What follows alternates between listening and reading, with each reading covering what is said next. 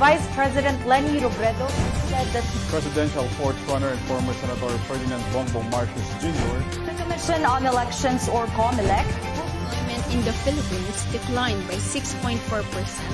Early registration for academic year 2022-2023. Two suspects identified as members of the Basag Salamintan group were arrested. The Commission on Elections at COMELEC is set to send vote counting machines. Singer actor Ronnie Liang has achieved another milestone in his life. Bringing you the top stories for tonight, I am Alvin Pelobello. and I'm Tricia Gajitos. Welcome to Eurotv News Tonight. Your news, our business. President Rodrigo Duterte has Vice President Leni Robredo said that presidential fourth. Good evening, bringing you the top stories for tonight. My name is Alvin Pelobello. And I'm Tricia Gajitos. Welcome to Eurotv News Tonight. Your news, our business. For the headlines, former NEDA Chief Felipe Medalla will lead the BSP or Bangko Sentral ng Pilipinas. President Duterte to attend the inauguration of daughter Sara as Vice President. Department of Justice issues lookout bulletin versus the owner of vehicle in security guard ramming in Mandaluyong City. IATF face mask mandate should prevail over LGU's EO according to DOJ. And Justin Bieber shows early sign of recovery after contracting Ramsay-Hunt syndrome. Economist Felipe Medalla has been tapped by President-elect Ferdinand Bongbong Marcos Jr. to serve as the governor of the Bangko Sentral ng Pilipinas or BSP. Medalla is no longer a rookie on the cabinet as he served as Director General of the National Economic Development Authority from 1999 to 2001 under Estrada's administration. In 2016, he was appointed by President Rodrigo Duterte as BSP's monetary board. Medalla will take over the position of BSP Governor Benjamin Jokno, who is the appointed as Finance Secretary under Marcos administration.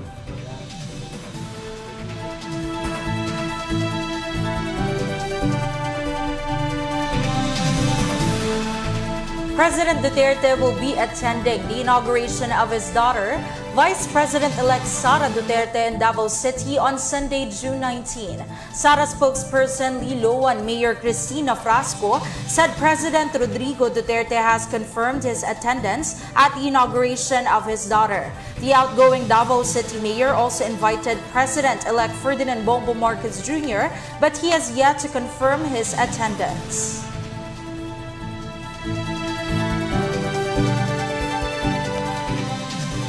The Department of Justice issued at noon today an immigration lookout bulletin order against Jose Antonio San Vicente Sr., the registered owner of the vehicle that rammed a security guard last June 5 in Mandaluyong City.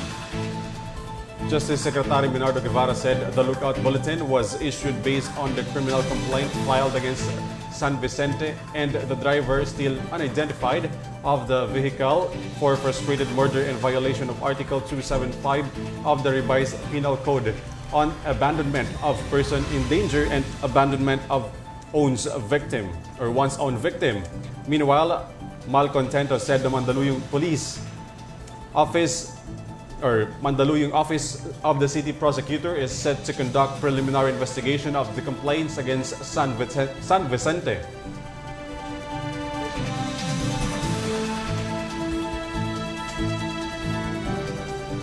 In a related development, the Philippine National Police is now coordinating with the Bureau of Immigration to prevent the registered owner of the SUV behind the viral ramming incident in Mandaluyong City.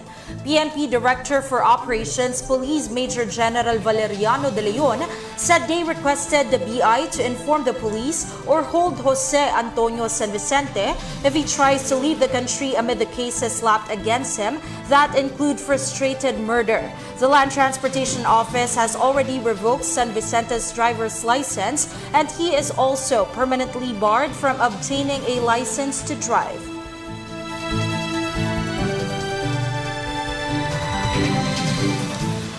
All administrative and operational preparations for December 5 Barangay Sangguniang Kabataan polls have been commenced and are ongoing according to the Commission on Elections. COMELEC acting spokesperson John Laudianco said these activities include drafting of implementing resolutions, procurement of ballot paper, printing services and other election supplies, revisiting of health protocols, and resumption of continuing voter registration. Laudianco said this is upon the direction of the Commission or COMELEC and Bank, with Commissioner Ray Bulay as the commissioner in charge.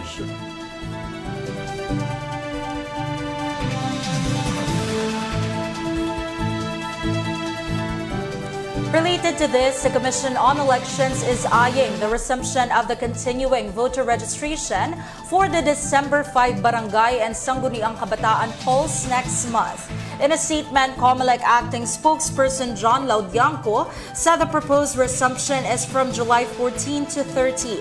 Laudianco said the projected total number of registered voters for barangay elections is 66,053,357, while 23,059,227 is projected for the SK elections.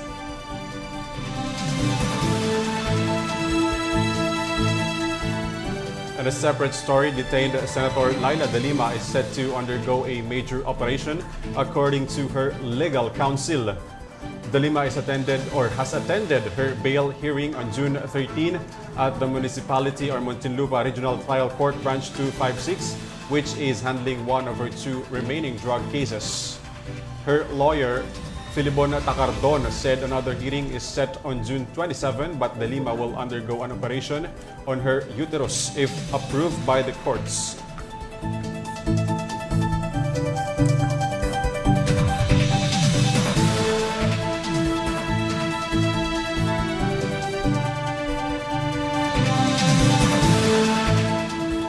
Stay tuned for more stories as Eurotv News Tonight will be right back.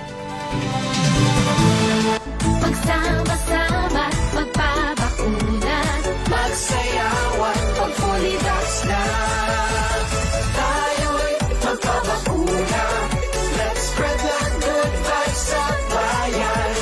Tayo'y magsama-sama. Let's get back for good vibes, kababayan. Let's bakuna na para sa pamilya at komunidad. Magpa-booster para sa todong proteksyon. Magsama-sama, magpapakuna, magsayawan, magpulitas na. Tayo'y magpapakuna. Let's spread the good vibes sa bayan. Tayo'y magsama-sama. Let's get back for good vibes, kababayan. Let's bakuna na para sa pamilya at komunidad. Magpa-booster para sa todong proteksyon. Magsama-sama, magpapakuna, magsayawan, magpulitas na. Tayo'y magpapakuna. Let's spread the good vibes sa bayan. Tayo'y magsama-sama. The Department of Social Welfare and Development continued to assist families affected by the eruption of Bulusan volcano in Sorsogon Province. As of June 13, over 1.6 million pesos worth of humanitarian assistance was provided to the affected population. The assistance was mostly composed of family food packs and hygiene kits.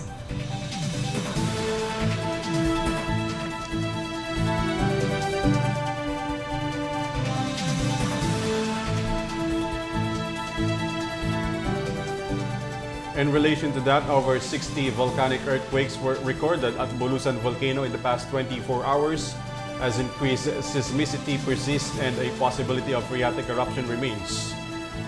In its 8 a.m. bulletin issued today, PHIVOLCS said that of 69 volcanic earthquakes, 56 were tremor events that lasted 19 minutes. PHIVOLCS said the active volcano remains under alert level 1, which means it is still in a state of hydrothermal unrest.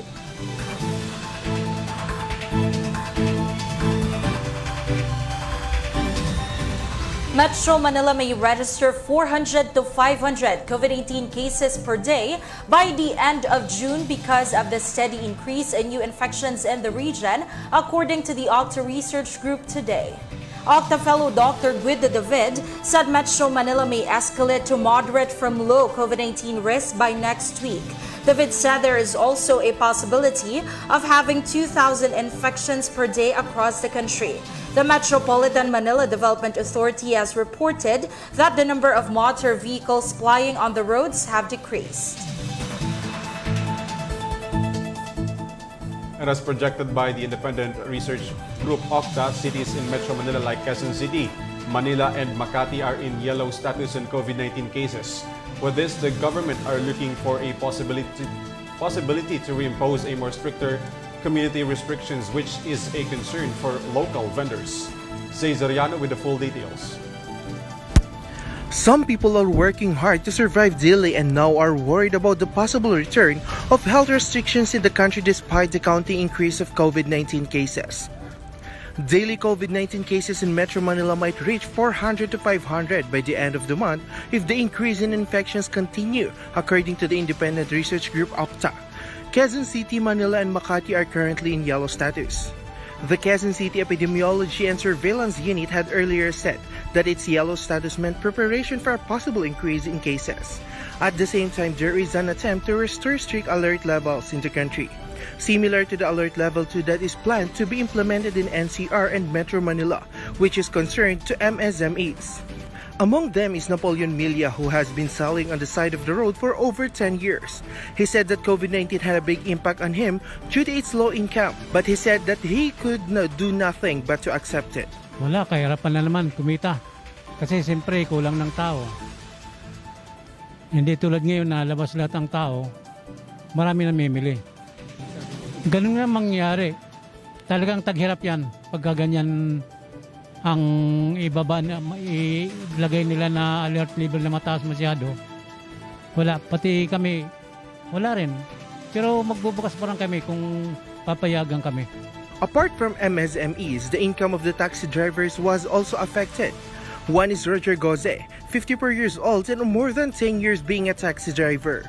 He said apart from the increase in the price of the petroleum products, he is concerned about the new restrictions when the number of people who travel decreases. Malaking epekto po sa amin yan. Lalong-lalo ngayon, ang mahal ng gas. Hindi pwede sa amin yan yung umiikot ka lang ng umiikot lagi para maghanap ng paseros. Ngayon, ang gagawin mo, pipila ka. Ngayon, yung pag pumila ka naman, yung oras mo naman halos ubos na maghapon. Kaya malaking epekto sa amin yan pagka nag-level 2. Kasi nga, limitado ang kilos ng mga tao, limitado yung labas ng mga tao. Hindi katulad ngayon, medyo okay pa, kahit medyo mahal ng gasolina at gumikita pa konti. According to the statement from the Department of Health or DOH Undersecretary Maria Rosario Vergeire, the possibility of raising the alert level depends on the metric of the Interagency Task Force for the Management of Emerging Infectious Diseases. She added that the alert level will only be raised to level 2 in the National Capital Region if cases and hospital admissions increases. This has been Zay Soriano for Eurotv News.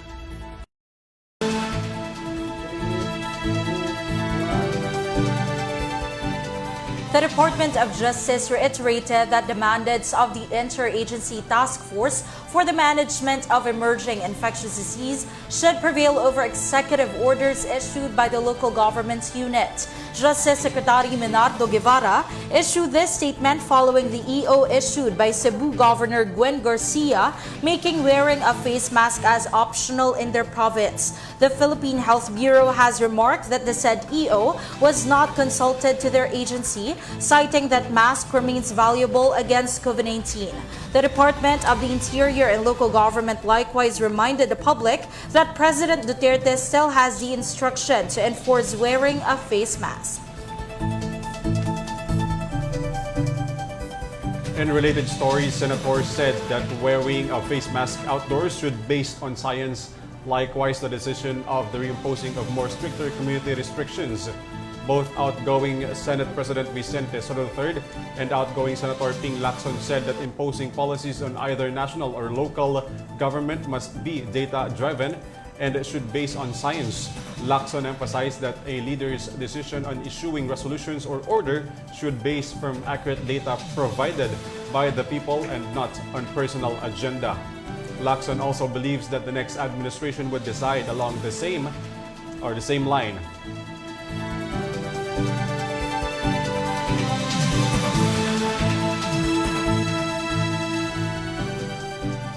Amid the sustained increase in fuel prices in the country, jeepney drivers called government to lower oil prices rather than implementing provisional fare hike. Here's the full report from Vanessa Cleofas. As the price of petroleum product continued to increase, some jeepney drivers urged the government to lower the prices of fuel rather than imposing a higher transport fare, which add up to the daily struggle of commuters. According to industry players, the price of gasoline increased by 2.15 per liter, 4.30 per liter for diesel, while 4.85 per liter for kerosene. The said increase started today. Roel Alba, jeepney driver for 5 years, said that the increase in fuel prices is an additional expenses aside from his daily subsistence. Ay kulang. Sa akin nga, ano na lang ito eh. Pandagdag na lang eh. Dati dito umaasa yung pamilya ko eh. Ngayon, pang ano na lang eh. Ako na lang tuloy yung maasa sa asawa ko na eh. Nagtrabaho na tuloy siya ng pang araw-araw eh. Dati ako lang yung may trabaho, sapat na sa amin. Ngayon, kulang na. He added that he is not in favor of the fare hike since it causes more difficulty for commuters. Ay hindi. Kasi ang mas maganda niya, ibaba na lang yung diesel para hindi... Ganun din, mahirapan yung commuter, sila rin. Kami okay. Eh paano na yung commuter, sila naman yung magre-reklamo. At saka maraming masasagasaan pag ganun. Okay na, ibaba na lang yung diesel kaysa sa itaas yung pamasahe. Moreover, Rusty Marte, a long-time jeepney driver as well, said all of his income is now allotted for fuel. Talagang malaking epekto kasi sa 1 litro mo may higit 80 eh. Kaya ito, yung biyahe namin dito hanggang mga wala pa higit kulang 200 lang. Parang napupunta lang lahat sa diesel eh. Kaya malaking epekto talaga yung masyadong mataas yung diesel. Earlier, the Department of Energy said that continuous increase in the prices of petroleum product is still due to the war between Ukraine and Russia. Vanessa Cleofas for Eurotv News. As part of its goal to reassess, realign, and refocus youth-related initiatives, the Department of Education announced today that they will be launching a 3-day youth summit called Philippine Youth Convergence, or PYC. PYC will be launched beginning tomorrow, June 15, until Friday, June 17 in Puerto Princesa City in Palawan. The summit will be attended by over 2,000 senior high school students, youth leaders, and education stakeholders across the country.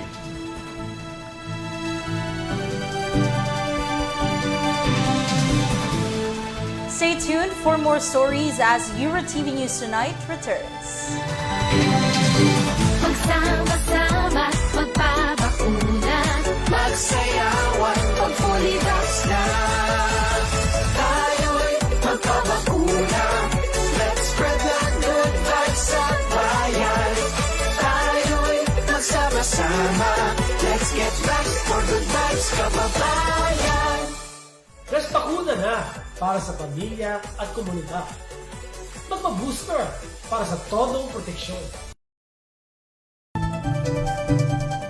Weather updates: the extension of high-pressure area will continue to bring warm weather with chance of rain showers or thunderstorms over the country in the next 24 hours, according to State Weather Bureau Pag-asa today.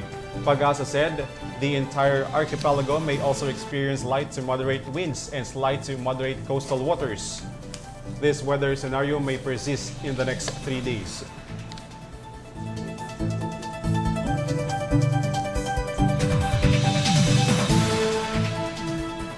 The Food and Drug Administration approved a drug called baricitinib as the first oral tablet for treating severe alopecia, an autoimmune disorder affecting more than 300,000 people in the United States every year.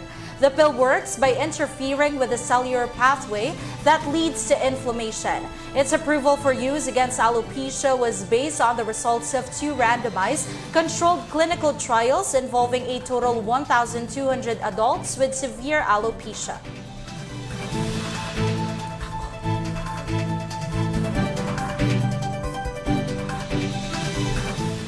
More than 14% of the world's population has had Lyme disease, the most common tick-borne illness, according to a major review of the available research published today. The study in the journal BMJ Global Health found that Central Europe had the highest rate of infection with 20%, while men over the age of 50 living in rural areas were most at risk. The condition is rarely fatal, but people bitten by an infected tick often get a rash and suffer flu-like symptoms, including muscle and joint pain, headache, and vomiting.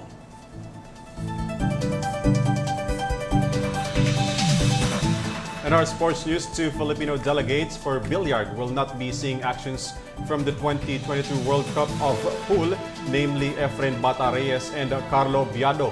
This was confirmed by Matchroom Pool, the organizer of the said event. One of the factors was the travel issues as cited by the organizers. With this, the Philippines team will be replaced by the players of Thailand.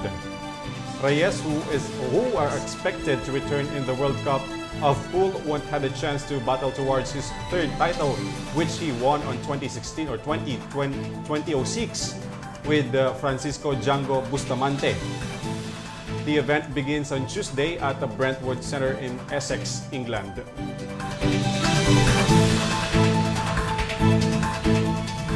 Meanwhile, the Philippines Ascal's journey towards the 2023 AFC Asian Cup went slim after ending up scoreless versus the world's top 100 Palestine in the final group round match. Palestine just swept the match against the Philippines national football team Ascals with 4-0. With this, the Palestine has secured a spot for the next year's continental tournament. The Ascals, meanwhile, finished the group stage with a win, a draw, and one loss, as they have gained 4 points in the Group B. Ascal's slim chance will reflect on the match results of the other teams in their group, which is currently at the second spot.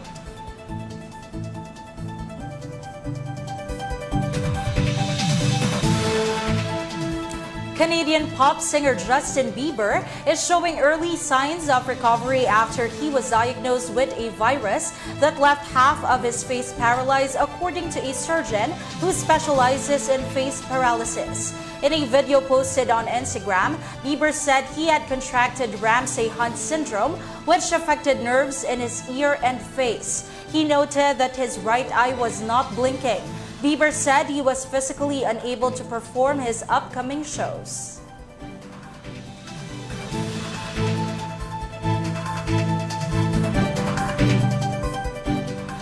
And those were the top stories for tonight. You can visit our social media account, facebook.com/official Eurotv News for the latest and hottest updates. Once again, this has been Tricia Gajitos. And I'm Alvin Pelobello. Thanks for watching Eurotv News Tonight. Your news, our business.